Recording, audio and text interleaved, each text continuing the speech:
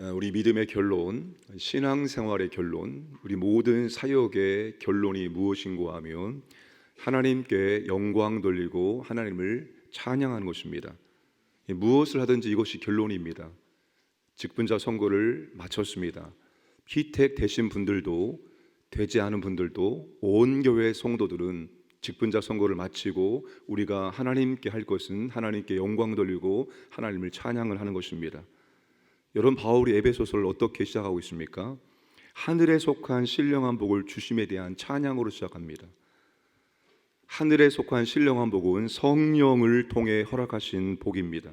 4절에 창세 전에 예정하시고 우리를 선택하신 것, 5절에 우리를 양자 삼아 주신 것, 7절에 우리를 속량해 주신 것, 9절에 하나님의 비밀을 알게 해주신 것, 13절에 성령으로 인치셔서 성도의 최종 구원을 보증하신 것입니다. 하나님은 성도들이 하나님을 찬양할 수 있도록 하늘에 속한 신령한 복을 모두 주셨습니다. 예정, 선택, 양자, 속량, 비밀, 성령의 내주, 우리는 이것 때문에 하나님께 영광 돌리고 하나님을 찬양해야 하는 것이 마땅합니다. 하나님이 우리를 창조하신 목적과 하나님이 우리를 구원하신 목적이 동일합니다. 뭐예요? 하나님께 영광 돌리고 하나님을 찬양하는 것입니다. 우리가 진심으로 하나님을 찬양해야 할 이유가 하늘에 속한 신령한 복을 받은 것입니다. 신령한 복은 현세적인 복과 물질적인 복과 비교가 되지 않는 엄청난 복입니다. 여러분, 이것 때문에 하나님을 찬양해야 하고 하나님을 찬양할 수밖에 없는 것입니다. 바울이 로마 감옥에서 에베소서를 쓰고 있습니다. 바울이 하늘에 속한 신령한 복을 나열하면서 어떤 마음으로 쓰고 있을까요?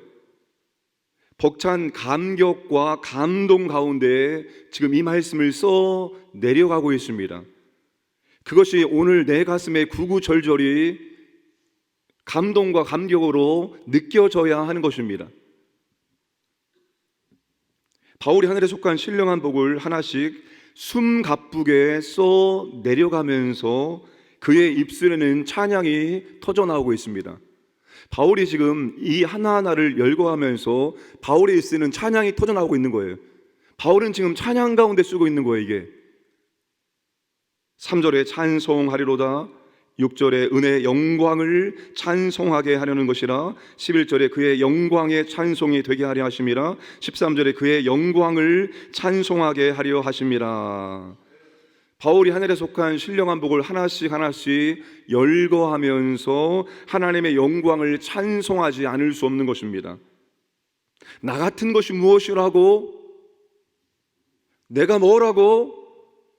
죄인 중에 괴수인 나를 하나님이 구원해 주심을 예정하시고 선택하시고 양자 삼아 주시고 속량하시고 하나님의 놀라운 비밀을 깨닫게 해주시고 성령을 내주하심으로 구원을 보증해 주시고, 이 모든 것들이 바울에게는 너무나도 감당하기 어려운 것들이었습니다. 그래서 바울은 지금 찬송이 터져 나오면서 이 놀라운 복을 하나씩 하나씩 숨가쁘게 나열하면서 써 내려가고 있습니다.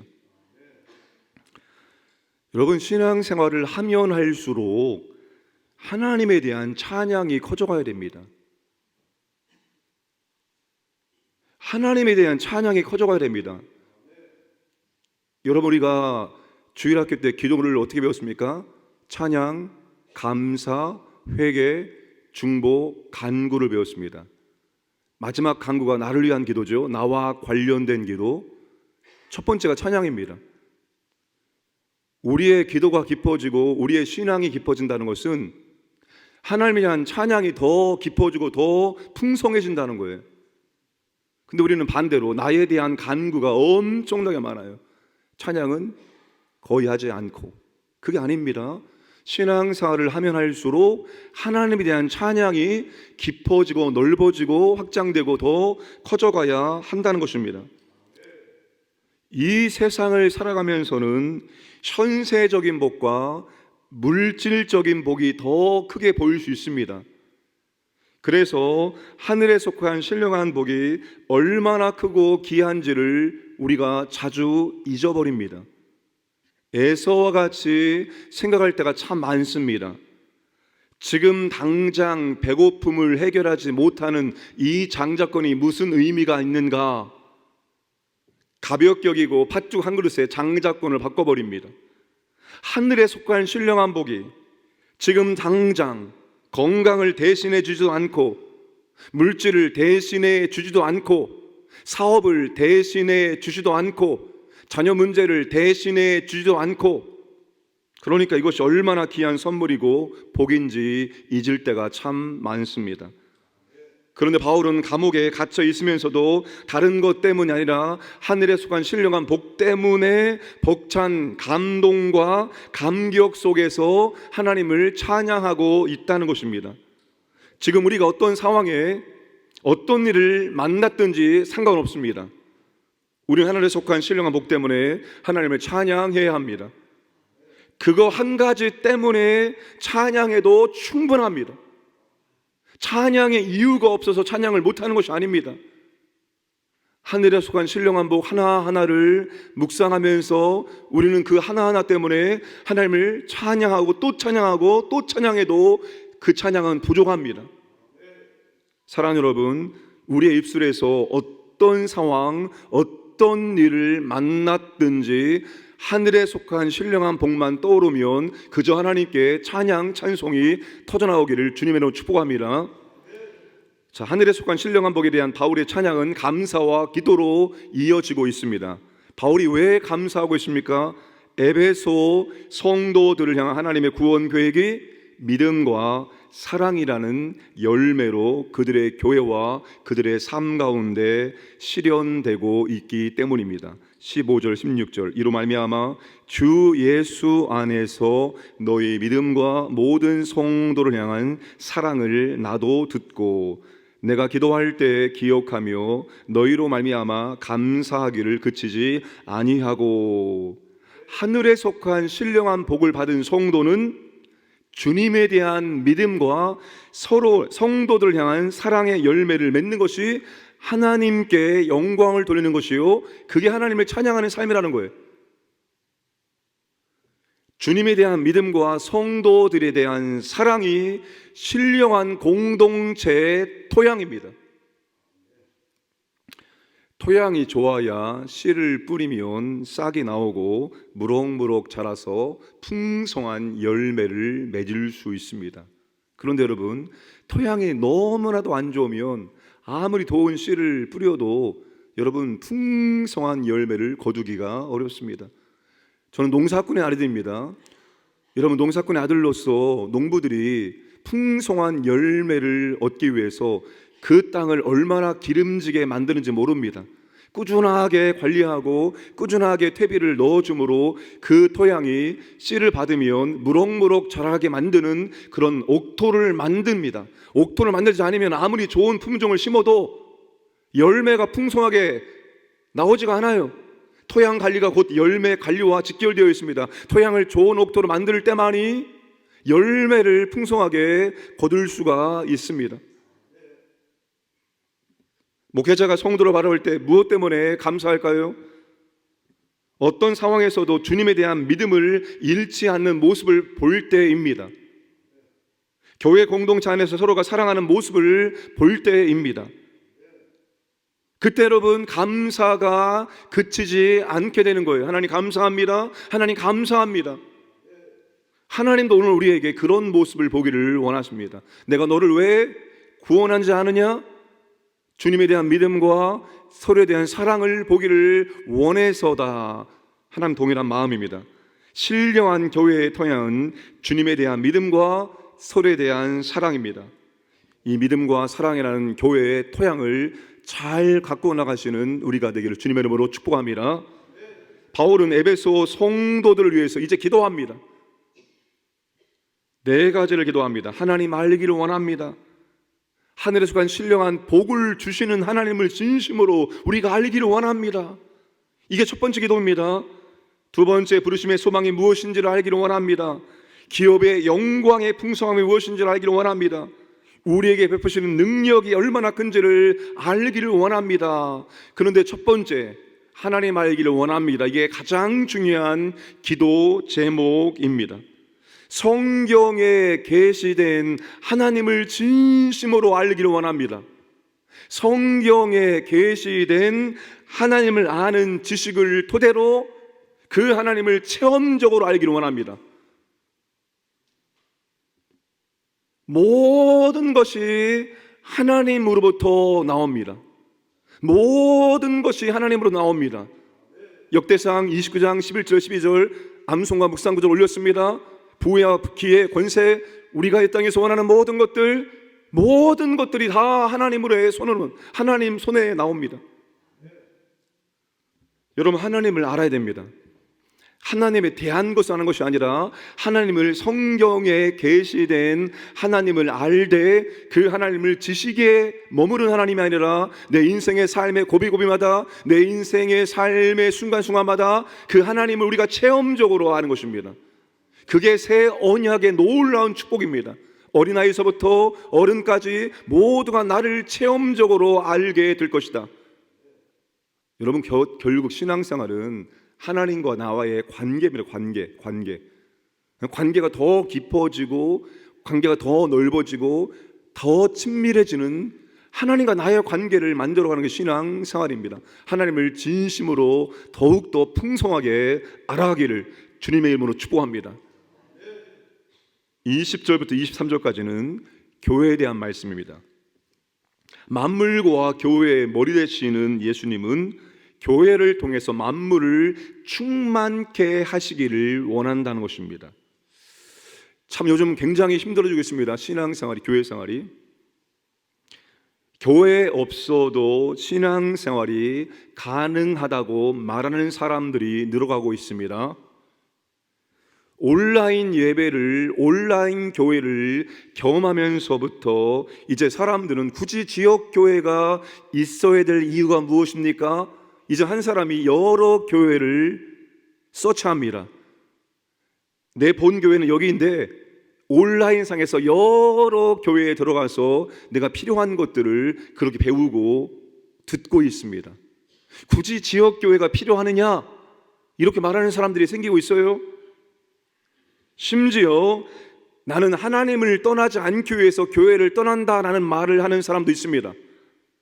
교회에서 상처받기보다는 나 홀로 신앙생활을 하는 개인 영성이 더 강조되고 있습니다. 이런저런 이유 때문에 사람들이 교회를 떠나고 있습니다. 이런저런 이유 때문에 사람들이 교회에 대해서 실망하고 있습니다. 교회는 여전히 세상의 소망일까? 이 질문에 대한 답. 교회는 여전히 세상에 대한 소망일까? 그래도 교회는 소망입니다. 이런 말을 우리가 많이 하잖아요. 많이 듣잖아요. 정말 이 시대에도 교회는 정말 세상을 향하여 소망이 될 수 있을까? 여기에 대한 답을 에베소서가 말하고 있는 것입니다. 본문 20절부터 23절까지 그 답을 제시해 주고 있습니다. 세상 사람들이 오는 교회를 다니는 신자들이 아무리 회의적일지라도 하나님의 계획은 교회를 통해서 이루어진다입니다. 하나님은 교회를 통해서 구원하시고, 하나님은 교회를 통해서 하나님을 알게 하시고, 하나님은 교회를 통해서 영적으로 성장하게 하시고, 하나님은 교회를 통해서 사탄과 악한 영들과 영적인 전쟁을 치루어 이기게 하신다는 겁니다. 하나님의 방식이 무엇입니까? 교회입니다. 하나님의 구원의 계획을 이루어가시고, 하나님께서 여러분 세상을 변화시키시고, 하나님께서 악한 영들과 영적인 전쟁에 승리하게 하는 것, 하나님의 방식은 교회입니다.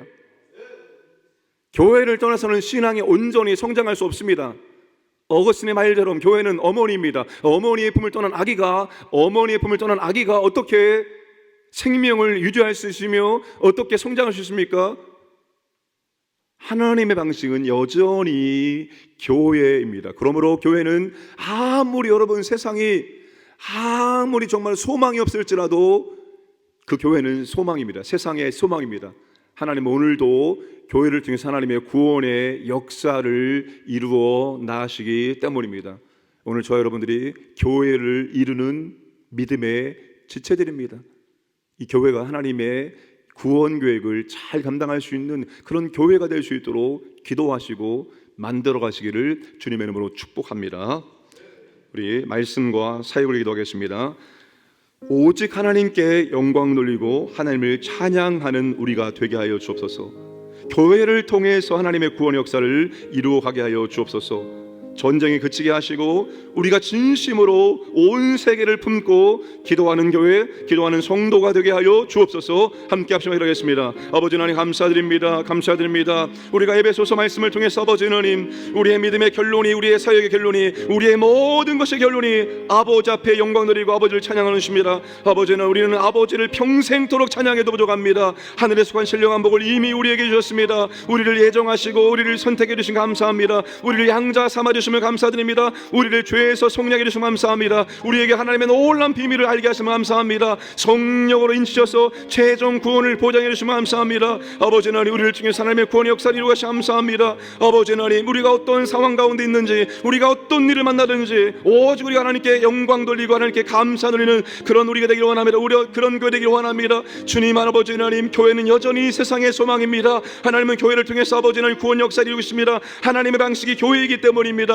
아버지 하나님, 우리 교회가 세상에 소망되길 원합니다. 이 지역에 소망되길 원합니다. 은혜를 주셔서 아버지 하나님, 우크라이나, 러시아, 그리고 아버지 하나님 이스라엘과 팔레스타인, 아버지 하나님 전쟁을 시길 원합니다. 세계 곳곳에 있는 아버지 하나님 분쟁과 폭력과 전쟁을 주시다 아버지 하나님 주셔서 우리가 세계를 품고 아버지 기도하기를 원합니다. 기도하는 교회 되길 원합니다. 기도하는 성도될 수 있도록 아버지 하나님 기도의 은혜와 능력을 더해 주셔서 오늘 이 새벽에도 아버지 하나님 우리의 기도가 하나님 보호자에 상달되어지고 아버지 하나님 우리의 기도를 이루시고 할아버지의 은혜와 능력을 풍성하게 내려주시고 역사하시고 인도하여 주옵소서.